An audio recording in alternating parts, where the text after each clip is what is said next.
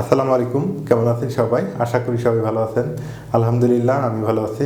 এখন আপনাদের জীবনে তো অনেক টেন্স শিখছেন, অনেক স্যার শিখাইছে, অনেকভাবে শিখছেন, কিন্তু আমি আজকে এমনভাবে টেন্স শিখাবো টেন্সের আর কোনো সমস্যা থাকবে না। এবং টেন্স কি মাথায় দেয় না খায়, এটা তো সারা জীবন শুনে আসলেন, দেখে আসলেন। আসলে আপনি যদি ইংরেজি শিখতে চান, আপনার বেসিক ইংলিশ স্ট্রং করতে হবে। বেসিক ইংলিশ স্ট্রং করতে গেলে অবশ্যই টেন্স আপনাকে জানতে হবে। আর যদি টেন্স না জানেন তাহলে আপনি ইংরেজি শিখতে পারবেন না, আমি গ্যারান্টি দিয়ে বললাম। অনেকে বলে টেন্স ছাড়াও শেখা যায়, এটা ভুয়া কথা, একদম ফলস কথা। এই জন্য আপনাকে বেসিক ইংলিশ শিখতে গেলে অবশ্যই টেন্স জানতে হবে। তো চলেন, আজকে আমি আপনাদের শেখাবো হলো প্রেজেন্ট ইনডিফিনিট টেন্স। এই টেন্সটা একদম এত সুন্দর করে খাওয়াই দেবো, আপনার মাথায় ঢুকবে ইনশাল্লাহ। চলেন। জীবনে তো অনেক ইংলিশ শিখলেন, অনেক জায়গায় অনেক শিখলেন, অনেক জায়গায় অনেক পড়লেন। তা আসলে বিষয় হচ্ছে কি, আমি আজকে একটু আপনাদের ইংলিশ শিখাই। আপনারা একটু মনোযোগ দিয়ে ক্লাসটা দেখবেন, প্রথম থেকে শেষ অবধি দেখবেন। আশা করি ঠকবেন না, অনেক কিছু শিখবেন। আর কিছু শিখতে হলে একটু সময় ব্যয় করতে হয়। আর যেখানে আমরা ইংরেজি শিখতে গেলে টাকা দেই অনেককে, যেমন টিউশনি করি বা কোর্স করি, আর এখানে তো টাকা তো লাগতেছে না, তাই না? তাহলে এখানে ক্লাসটা কেন করবেন না? আমি মনে করি এই ক্লাসটা প্রথম অবধি শেষ, মানে প্রথম থেকে শেষ অবধি দেখবেন। দেখলে আপনি বুঝে যাবেন আসলে ইংরেজিটা কতটাই সহজ। তো কথা বেশি না বাড়িয়ে একদম ক্লাসে চলে যাচ্ছি। সেটা হচ্ছে যে আজকে শেখাবো হচ্ছে প্রেজেন্ট ইনডিফিনিট টেন্স। আজকে এটা আপনারা একদম শিখে যাবেন ইনশাআল্লাহ। Present indefinite, present indefinite tense. আচ্ছা, এইটা খুব সহজ। কীভাবে বলবো? বাংলা চেনার উপায়। আগে আপনারা কী চিনবেন? বাংলায় চিনবেন। বাংলা চেনার উপায় রস্বই, অন্তস্তীয়, এ, ও, বয়শূন্য র, এগুলো যদি থাকে বাংলা বাক্যের শেষে, তাহলে সেটা বুঝবেন যে প্রেজেন্ট ইনডিফিনিট টেন্স হয়।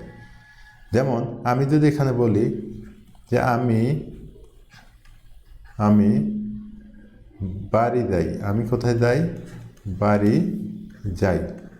দেখেন তো, এই একটা বাংলা বাক্য, বাংলা বাক্যের শেষে কিন্তু কী আছে? রস্বই আছে। তাহলে বুঝতে হবে এটা প্রেজেন্ট ইনডিফিনিট টেন্স। এবং এই রকম যদি উচ্চারণ হয়, এই কটা অক্ষরের মতো যদি বাংলা বাক্যের শেষে উচ্চারণ হয়, তাহলেও বুঝবেন এটা প্রেজেন্ট ইনডিফিনিট টেন্স। আশা করি বুঝে গেছেন। তো এখন আমি আরেকটা উদাহরণ দেই। যদি বলি রাজা রাজা এখানে আসে। আসে এর মতো উচ্চারণ, দেখেন, আসে এর মতো উচ্চারণ। সুতরাং এটাও কিন্তু প্রেজেন্ট ইনডিফিনিট টেন্স। কি বুঝতে পারছেন? আশা করি বুঝে গেছেন যে বাংলা বাক্যের শেষে যদি রস্বই, অন্তস্থ এ ও অন্তস্থ বয়শূন্য র এইরকম যদি উচ্চারণ হয়, তাহলে সেটা প্রেজেন্ট ইনডিফিনিট টেন্স। তাহলে আমি করি, এটা প্রেজেন্ট ইনডিফিনিট। সে করে, সে, এটা কিন্তু প্রেজেন্ট ইনডিফিনিট। এখন গঠন প্রণালী, এটার গঠন আছে, গঠনটা একটু জানতে হবে। সাবজেক্ট প্লাস মূল ভার্ব। কি ভার্ব? মূল ভার্বের P1 দ্যাট মিনস হচ্ছে present form, plus object plus others. ঠিক আছে? এইটা হচ্ছে গঠন। এই গঠন অনুপাতে আমাদের কাজটা করতে হবে। যেমন আমি যদি বলি যে আমি লালমনিরহাট যাই। কোথায় যাই?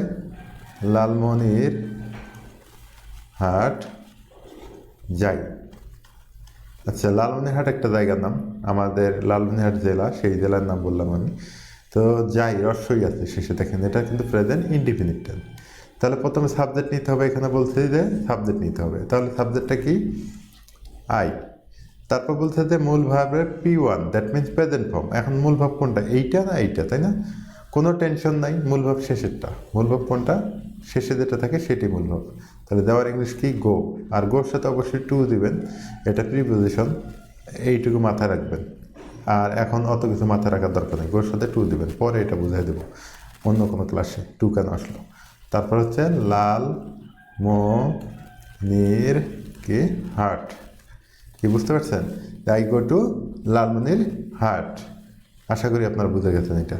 যদি বুঝতে সমস্যা হয় তা আরেকটা দিই, যে আমি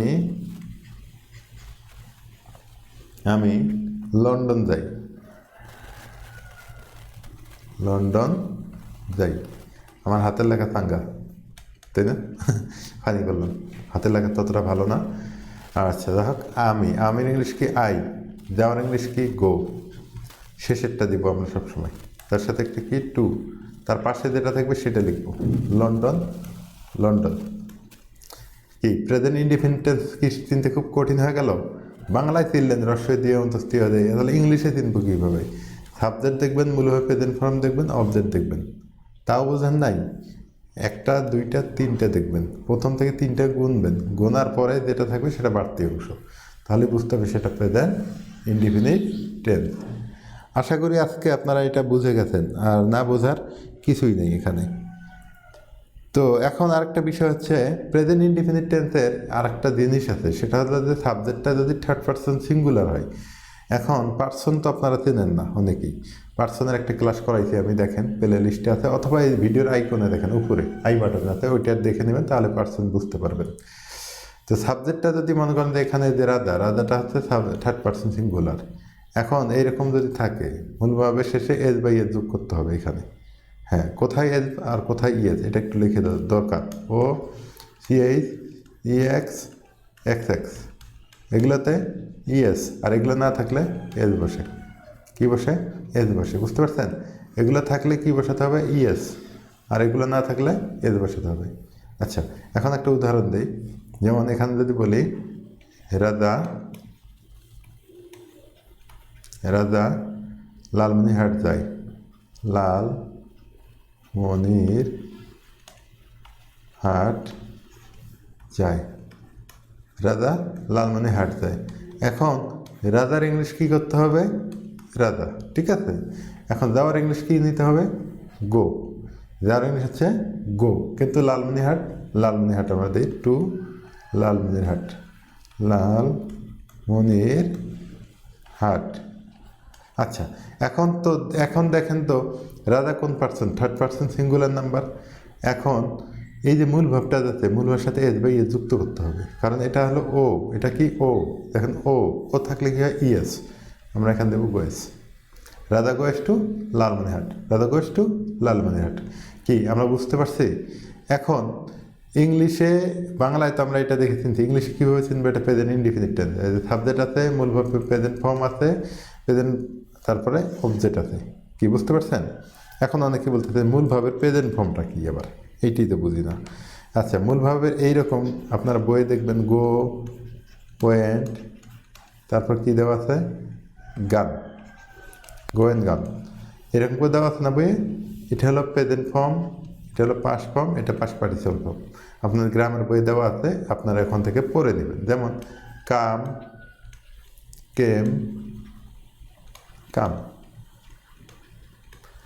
এই হলো ব্যাপার স্যাপার, ঠিক আছে। এতগুলো তো আর লিখে দেওয়া সম্ভব না, হাজার হাজার ওয়ার্ড আছে, সেগুলো আপনারা বইয়ের মধ্যে খুঁজলেই পাবেন। আর যদি কোথাও বুঝতে সমস্যা হয় তাহলে আমাকে বলবেন, আমি আপনাদের শিট দেওয়ার ব্যবস্থা করবো, শিট দেখে দেখে আপনারা পড়ে নিতে পারবেন। তো আশা করি আপনারা টেন্সে নিয়ে আর কোনো সমস্যা নেই। আর যদি কোনো সমস্যা থাকে, প্রেজেন্ট ইনডিফিনিট টেন্স অন্তপক্ষে, এটা নিয়ে যদি কোনো সমস্যা থেকে থাকে তাহলে অবশ্যই আমাকে কমেন্ট করে জানাবেন। আর ভিডিওটা ভালো লাগলে অবশ্যই লাইক করবেন, এবং নতুন চ্যানেল যেহেতু অবশ্যই আপনারা চ্যানেলটাতে সাবস্ক্রাইব করে রাখবেন। আর আজকের ভিডিও এ পর্যন্তই। আর সাবস্ক্রাইব করে দেখবেন পাশে একটা বেল বাটন আছে, এটা অল করে রাখবেন, তাহলে আমি ভিডিও আপলোড করা মাত্রই আপনারা সঙ্গে সঙ্গে পেয়ে যাবেন। কি কথা কাজে মিল আছে তো? আপনারা তো শিখে গেছেন না? আপনারা বাসায় প্র্যাকটিস করেন, একা একা বলেন তো দেখি পারেন কি না। আর যদি আপনারা শিখে থাকেন, কমেন্ট বক্সে লিখে দেন যে ভাইয়া আমি একটা সেন্টেন্স তৈরি করলাম বা একটা বাক্য তৈরি করলাম, দেখেন তো হয়েছে কি না। বাংলা দিয়েই লেখেন, সমস্যা নাই। আর এমন সুন্দর সুন্দর ভিডিও পেতে হলে অবশ্যই আমার ভিডিওতে লাইক দিতে হবে, এবং যারা সাবস্ক্রাইব করেন নাই অবশ্যই সাবস্ক্রাইব করে দেবেন, পাশে বেল বাটন বাজিয়ে দেবেন। আশা করি আজকের ভিডিওটা অনেক সুন্দর হয়েছে, আপনারা শিখতে পেরেছেন। আর যদি কোনো প্রশ্ন থাকে অবশ্যই কমেন্ট বক্সে কমেন্ট করে দেবেন। ইনশাল্লাহ আজকের ভিডিও বলতে আল্লাহ হাফেজ।